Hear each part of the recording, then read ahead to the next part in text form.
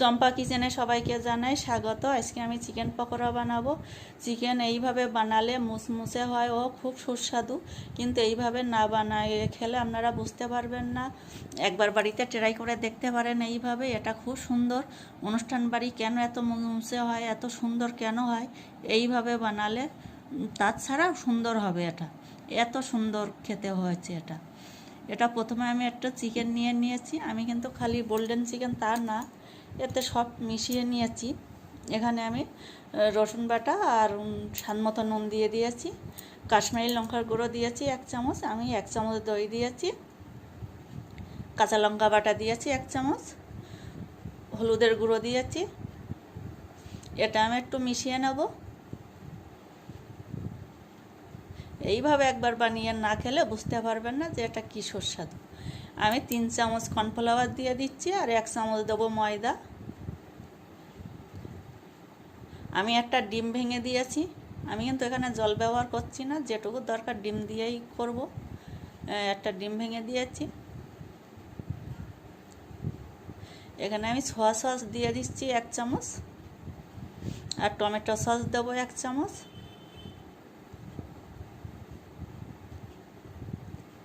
আমি এটা কিন্তু মিশিয়ে আমি আধা ঘন্টা ফ্রিজে রেখে দিয়েছি। তারপরে আমি পকোড়াটা বানিয়েছি, ম্যারিনেট করে আমি এটা রেখে দিয়েছি। কারণ এটা কিন্তু খুব সুন্দর, মুসমুসে না হলে পকোড়া ভালো হয় না। এটা একদম মুসমুসে হবে এইভাবে বানালে। আমি বের করেছি, ফ্রিজ থেকে বের করেছি। এবার আমি ভাজা করব। আমি সাদা তেল গরম হতে দিয়েছি, গরম হয়েছে। আমি এক এক করে ছেড়ে দেবো। আমি এক এক করে তেলে ছেড়ে দিয়েছি। তেলটা দেখতে হবে, খুব বেশি যে গরম করে দেবো তা না, মাঝামাঝি গরম হবে এমন সময় ছেড়ে দিতে হবে।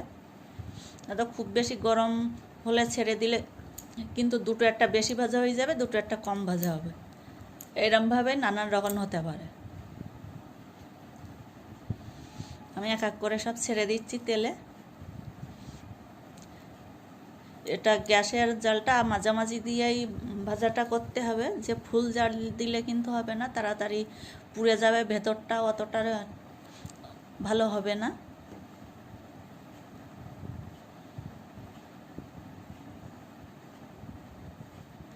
এটা কিন্তু খুব সুন্দর হয় এইভাবে বানাতে পারলে।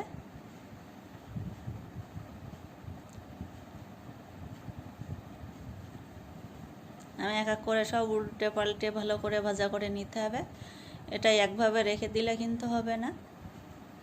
আর গ্যাসের জালটা মাঝামাঝি দিয়ে রাখতে হবে, তাহলে ভাজাটা ভালো হবে, ভেতর থেকে ভাজাটা ভালো হবে, মুসমুসে হবে। এটা এমনি কিংবা সস দিয়ে এটা যেভাবেই খাবেন সেইভাবেই ভালো লাগবে। এটা খুব সুন্দর, এইভাবে বানাবেন।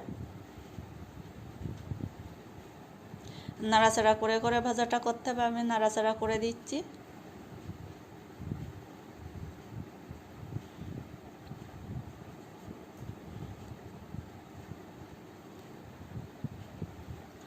ভালো করে মাঝে মাঝে নাড়াচাড়াটা করতে হবে, ভালো করে ভাজাটা করতে হবে। দেখতে হবে যাতে পুড়ে না যায়।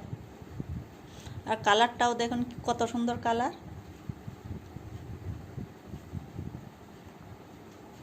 খেয়াল রাখতে হবে যাতে পুড়ে না যায়। আমার হয়ে গেছে, আমি কিন্তু এটা তুলে নেব।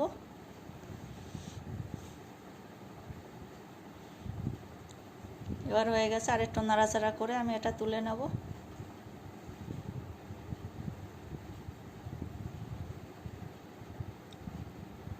যাতে সেইভাবে ভাজাটা করতে হবে, যাতে কাঁচা ভেতরটা কাঁচা কাঁচা না থাকে, পুরোটাই যাতে ভালো ভাজা হয়। আমার এটাও হয়ে গেছে, আমি এটা উঠিয়ে নিচ্ছি। দেখুন কত সুন্দর দেখতে হয়েছে। আমি পরেও এক এক করে আমি সবগুলোই ভাজা করে নেব।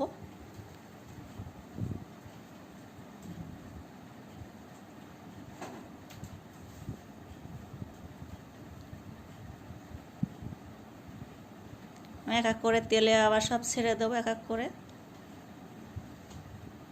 এটা কিন্তু একসাথে দলা করে ছেড়ে দিলে হবে না, তাহলে ছাড়িয়ে ছাড়িয়ে দিতে হবে একটা একটা করে, তাহলে কিন্তু ভাজাটা ভালো হবে।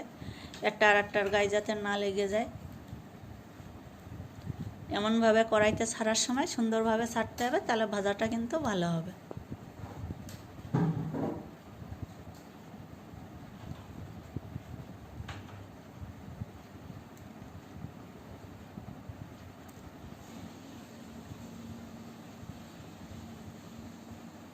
এটাও প্রায় হয়ে যাচ্ছে।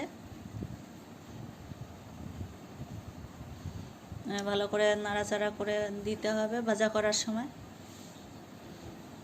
এইভাবে ভাজা করলে খুব সুন্দর, মানে সুস্বাদু। আমার এটাও হয়ে গেছে, আমি এটা নামিয়ে নিয়েছি।